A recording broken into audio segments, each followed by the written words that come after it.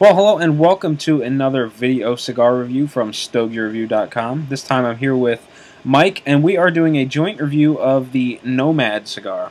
So, Mike, since you have all that information pulled up on your screen, why don't you go right ahead and start reading? Alrighty, I think I will. Now, we were sent these samples by Godfather on Twitter, owner of the company of Nomad Cigars. And the one that we both actually, it was kind of weird, we both saved the same one for the review. We didn't even talk about it, it just happened, is the Fugitive. It's the limited edition. It's 5 7/8 inches in length, and it says the max ring size is 64. As you can see, it's tapered on each end, perfecto. This has a Ecuadorian Habana wrapper and a Dominican binder and filler to it. So I always like the look of a nice perfecto shape like that. I don't know, that's just me. But that's all. And the price now for these, for a box of 20, is $240. Now the other sizes. You want me to go through the other sizes for them, Walt? Yeah, why not? All right, we got the Vagabond. It's 4 5/8 in length with a max size of 54, which is same shape as this, pretty much. That's 140 for a box of 20. The Robusto 5.5 by 54 is 160 for 20. That's the Renegade, if I didn't say. Then you have the Navigator. It's a torpedo, 6-inch torpedo. It's $160 for a box of 20. The Drifter is the big boy, the 6 by 60, and that is $180 for a box of 20. And he has a 5-pack sampler on the site that you can get too. And right now you can get 15% off any box with a special coupon code that he has on the site. It's nothing for us. It's just on the site. We're not special enough for that.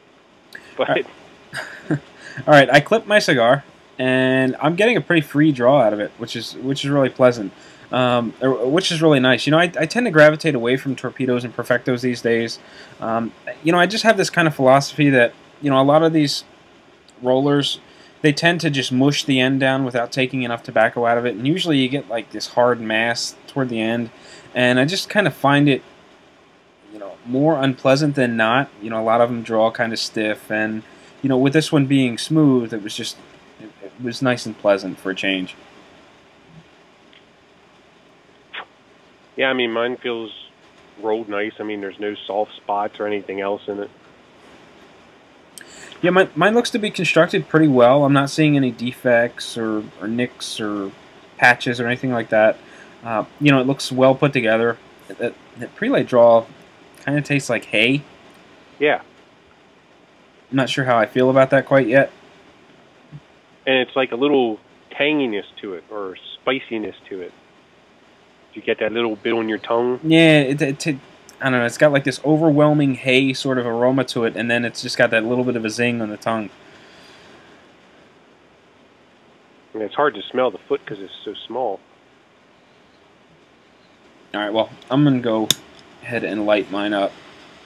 Yeah, but and again, while that's one thing I do hate is lighting these things. I always tend to overdo it on the very tip, because it usually doesn't take much to really burn up the wrapper.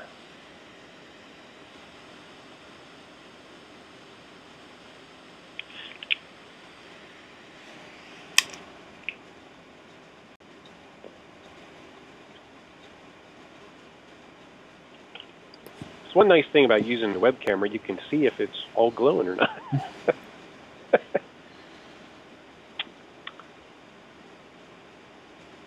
Now we had, did he send, I can't remember, 4 or 5 of these that, and I smoked all the rest of them that he sent, and this is my last one, so.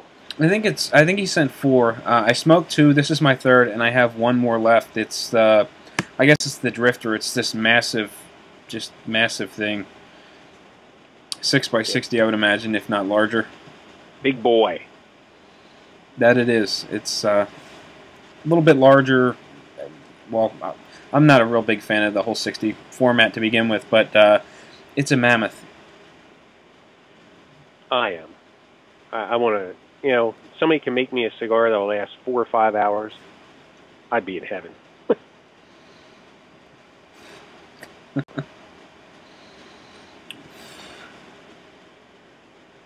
So what do you think so far? Yeah. I'm getting a little bit of a weird sort of aftertaste on the back of my tongue. The flavors are really mild. The finish is a little creamy. But, you know, the most noticeable part is just that weird sort of aftertaste way back, sort of like on the jawline. Yeah, I'm not getting that. I'm getting the creaminess. It's really, right off the bat, it's just super mild with body, flavor, everything.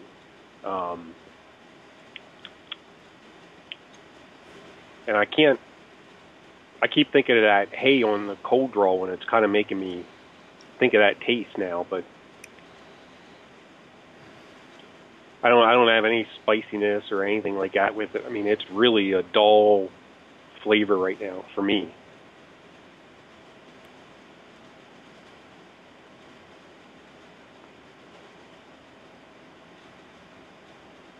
As we both puff away trying to... Well, it's kind of weird. Through the sinus, it's like Christmas. It's just this Christmassy sort of, I don't know, it brings memories of Christmas. It's got just a certain aroma to it through the sinus. But across the palate, it's really mild. It's creamy on the palate, but, you know, in that space way in the back where the smoke curls when you retrohale, I'm dry way back there. So it seems like there's a lot going on in the cigar, but pretty interesting. Excuse me while I crack open the beer that Jerry's been giving me hell over the last, I don't know, what, 2 weeks? That's all right. That's for you, Jerry. Just for Jerry. It's not a $9 Chimay and a Davidoff Double R, but yeah, it gets me through the day. Oh, now I didn't get Christmas through the retrohale, but I can't place that one for you. But yeah, it's really hard to pick anything out of it right at the very tip like this, and it could just be because of the taper. The smoke volume's kind of lacking on that initial puff. I feel like I have to take 2 to get a mouthful. That's probably because of the tapered foot, but time will tell. Now there, I picked up a nice bit of spice as I'm getting back a little bit, or it's starting to open up a little. So you pairing this with anything? I have water here, and I have Mountain Dew on standby.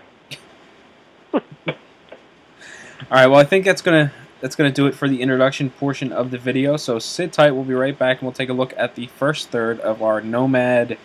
Which one is this again? Fugitive. Nomad Fugitive. All right. Welcome back. Here with Walt today on the Nomad Cigars Fugitive size. And I'm a little ways into mine. And as you can, mine's burning really well. and Walt's nearing the halfway point. Yeah. Walt is having a ton of problems with his. But so far, flavor-wise, like in the beginning, it was really just super mild. The flavors have really picked up for me. Getting a leathery taste with the spice, and it's still a creamier type smoke on the aftertaste and everything for me. But mine, I haven't had to touch mine up. It's just burning great. But Walt will tell you the other side of the story. Yeah, mine's been burning more frequently on one side than the other. I've touched it up like 3 times now. We haven't been gone for very long. I don't know, it's probably been 10 minutes since we turned the camera off, maybe 15 minutes in that little break in between segments. And, mine's burning like wicked fast.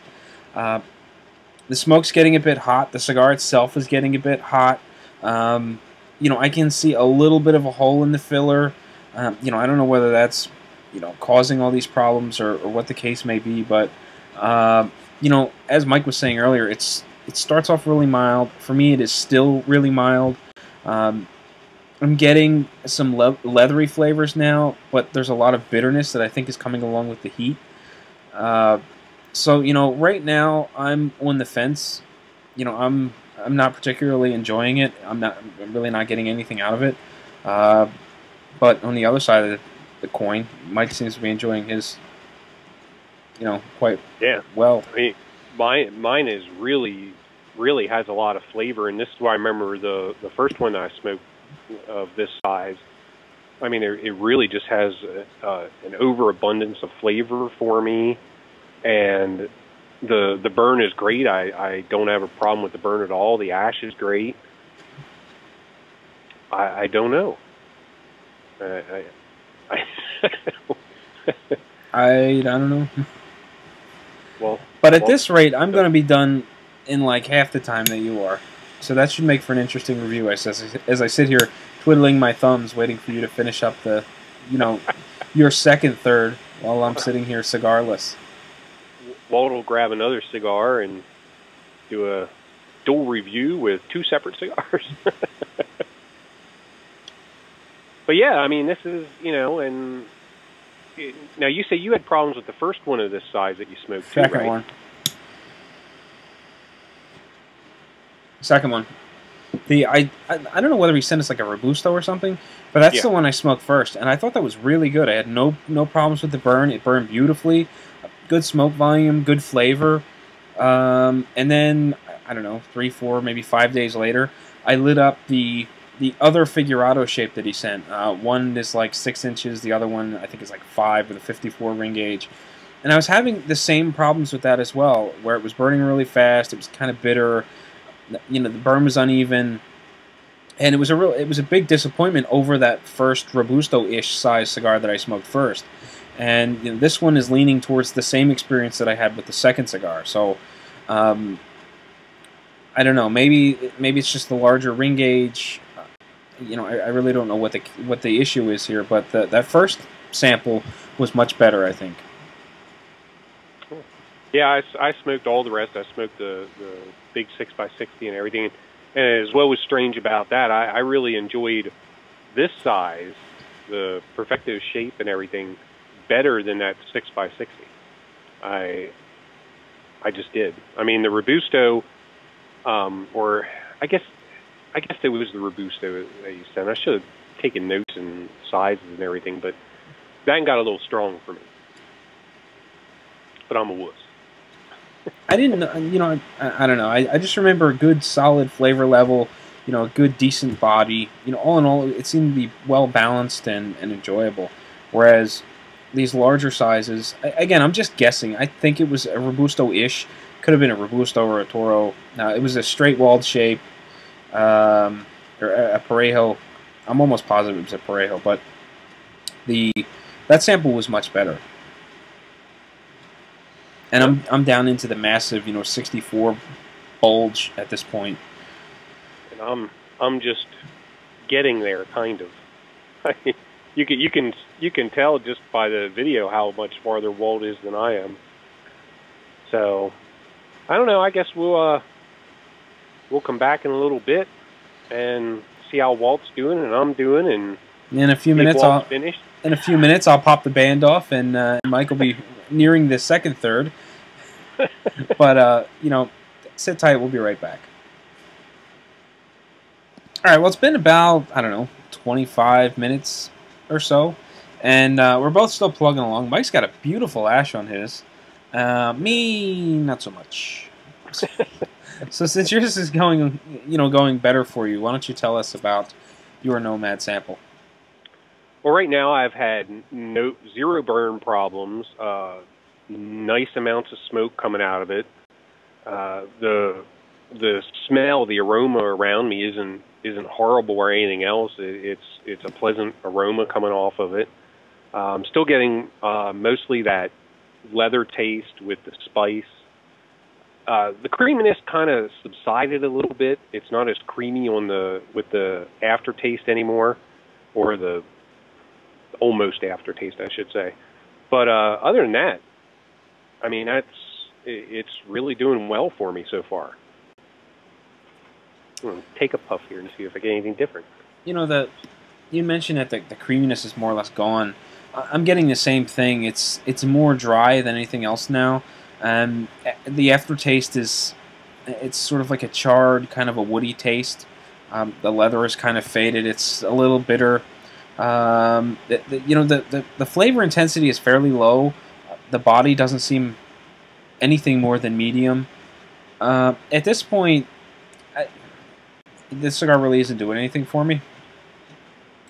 But again, that smaller sample, I thought was much nicer. Yeah, mine. I mean, you can just see the smoke rolling off mine. I mean, that nice ash on it. Flavor is full flavor coming off this thing. Now the body, I agree. It's like medium for me. It's nothing overpowering or anything like that. At least not yet. I mean, we'll see as we get down through here. And I'm in the big part. I'm in the big middle section there. And it has a little bit of almost like a citrusy type taste when you first take the smoke in for me. But other than that, it's just mostly the leather and the spice that I'm getting. No, earlier we mentioned that I was smoking my cigar was smoking much faster than Mike's. I've been letting mine sit in the ashtray for quite a bit of time so that we can sort of meet some sort of comfortable pace. And even so, my cigar is still pretty warm. It's like a furnace. There's just so much surface area at that 64 ring gauge section that it's just remarkably hot, and I'm getting that same heat through the smoke, and I think that's where the bitterness is coming from. Yeah, I mean, mine's cool to the touch. I mean, I'm holding it right at the ash line there, and it's not burning my fingers. I mean, the smoke has been nice and cool. I haven't had any of the problems that poor Walt's having over there. And he's still a lot further along than I am. His is really, really smoking fast. So we'll probably be back in 5 minutes. Yeah, we'll be back one more time. We'll wrap up the cigar. We'll give you our opinions of it, and then we'll let you go. So sit tight. All right, this is Mike and Walt back again here at the end of our Nomad cigars, and this is the Fugitive size. My ash fell off once. It held on right till there, and it collapsed on me. I was trying to get it the whole way.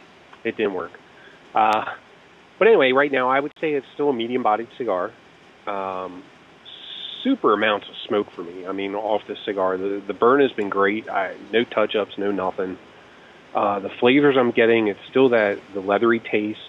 Has a nice spice component to it. It has a little bit of a citrusy twinge, tang, whatever with the spice. The spice is real nice through the retrohale. I don't have any problems with it at all, and it's really full flavored. I mean, it's a lot of flavor coming out of this for me. I enjoyed it. Give us your take, Walt. Well, during that last break, my cigar spent another great deal of time in the ashtray, and it seems to be burning a little better now. After I just knocked the ash off the cigar, and it looks like the bunch of Ligero is off centered. I don't know whether that's the case. I've got a nice tight compacted cone that's off centered, and I've got this light and flaky sort of ash around it. So that's why I'm assuming that's the Ligero bunch. But smoke volume is great. It's nice and dense. It's thick, easy to get through the sinus. But that's kind of where the good parts end for me, anyway. It's kind of bitter. It's still really hot, and it's amazing how much time this has sat in the ashtray, and it's still as hot as it is. It's kind of bitter. It's a little on the harsh side. It's probably from the heat, and I'm not really enjoying it. I mean, that first one, that smaller size was really enjoyable. These larger sizes just are not doing it for me, not even a little bit. So what do you think, Mike? You had the complete opposite experience. You enjoyed yours quite a bit. $12. Would you buy it or no? I'm a cheap bastard. It'd be something for me at $12, maybe 5-pack sometime, you know, for a special occasion here and there. It's a little, the profile is a little too consistent, you know, the whole way through. You're not getting changes. It doesn't keep your attention peaked. It's a nice, don't get me wrong, for me it's a nice flavor. It's a nice tasting cigar, nice relaxing cigar to smoke. But it's nothing that just comes out and wants to hit you with flavors constantly, you know, that it's changing. So, you know, box purchase for me, no. I couldn't afford to do it anyway, but the wife would kick my ass. But, you know, a 5-pack I could see keeping around the humidor. I'd like to try some of the other sizes, because some of those you're looking at $8, $9 a piece, and, you know, that might be more in line with a cigar I could smoke more often anyway. Now, of course, your experience, you want to touch it with a 10-foot pole, probably. Well, the first one, I don't know. I enjoyed that quite a bit. These other sizes, no, definitely not. You know, and even if I were to enjoy it, you know, even if I did get, you know, a good level of enjoyment out of it, I don't know. I mean, I think you're really stretching it at, you know, was it 12 something when you break out the box price? I mean, there's just so many other really good cigars in that price range that I don't know that this cigar would ever draw me in. I mean, yeah. You know, some of the Ashton VSG is a cigar that I really like, and it's less. Matter of fact, earlier today I had a Man of War Ruination. I never buy the things. For one, I don't like ordering from online catalogs. But I stopped over at a local cigar shop last night, and they happened to have some. So, you know, I picked one up. At $8, I felt like I was overspending for that cigar. But there was just, I got so much enjoyment out of it. You know, it was exciting. It made me, you know, it pumped me up. That cigar was awesome. Lots of power, lots of flavor. And at $8, you know, that's quite a bit less than this. And, you know, I don't have anywhere near that level of excitement. You know, I'm kind of bummed out a little bit right now because I was really limited in my smoking window tonight, and I don't want to say I felt like I wasted it, but you know, I think I could have done better for $12, even though we didn't pay for these again. But you know, had I paid for it, I think I could have been. I think I could have done better for less. Yeah, I agree with the fact. I mean, there's a ton of cigars out there right now, even at lower price points, that, you know, would probably draw you towards them quicker. You know, I'd like to see the pricing on these, like if they would be in stores, if the pricing would come down any, you know, with getting mass distribution out there. It would be nice. Now this is a special edition. I can't remember. I mean, that's because, like I said, I mean, you're talking from the Robusto, 160 a box to 240 a box for these. He doesn't say what it's just limited edition, only available direct from Nomad. Well, that's a considerable drop for the Robusto. Yeah. You know, now suddenly the line is much more appealing because I think of that Robusto size fondly. I'm not into this format. This didn't do it for me. You know, if we did this review on the Robusto size, this whole review could have gone completely different because, you know, that cigar was much more appealing, and you know, at such a lower price point. Right. I don't know. It definitely has a chance to catch my attention. You know, as I'm walking through the shop, the hypothetical shop that is. Yeah. Yeah, I mean, I would love to see these at a lower price point. I mean, you know, even the 6x60 is 180 a box. You know, so that's only $9 a stick there too. But you know, I guess it is what it is. Everybody always yells at me because I complain about prices, so I'm trying to be nice, and Walt's not helping. Well, you know, I don't. You know, at $8-9, I don't think that's out of line. I mean, you know, you're talking about a boutique cigar, limited production, small distribution. You know, I can get into that. You know, it's not something I'm going to run out and drop every day on a cigar, but you know, that's a whole lot better than $12. Yeah. So, yeah. So yeah, you know, And you're turning me here, Mike, because the whole time I'm thinking these are like $12, $13, $14 cigars, and now you're telling me, oh no, you know, some of them are much less. And this one was $12. But and see, then again, he has the Vagabond, which is the 4 5/8 length, and it has the max 54 ring gauge that's tapered, and that's only $140 for 20.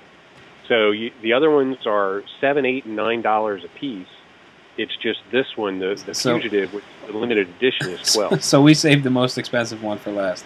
Yeah. For the review. Yeah, you're the organized one out of the review here, because I looked at no information going into this. I just said, hey, Mike, this is what I got left. Let's do it. Well, that's what I said. I was surprised because we both had the exact same cigar left to smoke for the review. But yeah, and then like I said, I mean, he has 15% off coupon code on the site right now. You know, so it even brings it down less than $7, $8, $9 for those other ones. You know, maybe it's just that limited edition tag that's added to the cigar, I guess. You know, there's only so many. I mean, maybe he doesn't say how many. Maybe he'll get with us Twitter, or maybe he'll let a comment in the post when it goes up and let us know how many of these there actually are. You know, or if it's one of those limited edition where he makes 500 boxes these months, 500 boxes, 500. You know, I don't know. Well, anyway, if you're going to try this cigar, I would suggest trying the smaller sizes. And if you really like the smaller sizes, sort of baby step your way up. You know, again, my experience has been very limited, but the smaller size was where it's at, as far as I'm concerned, with the samples that I've had. Yeah, and see, I absolutely love this. I mean, I really like the Fugitive size, but like I said, at the price point it is, it's something that I can't afford to buy to smoke all the time. It would just be like a 5-pack and use them for special occasions. The smaller size got a lot stronger for me. I was trying to end this on a positive note, you know, be upbeat, and then right after I get done being positive and upbeat, you just smash it. Oh yeah, $12. No, I do. I mean, out of all of them that he sent, that Fugitive size, I just really liked it. I mean, it's a really nice smoking cigar. It relaxes you, you know. Like I said, now you like the Robusto, but see, I'm mild to medium, and you like fuller bodied cigars, and that one got a little full for me because of the size, I guess. So I'm a wuss. So upbeat. So I'll take a sound bite right out of there and say, you know, this Fugitive size, I really like this one, and we'll just kind of stick it on the end or something. But that's going to do it for the review. And until next time, happy smoking.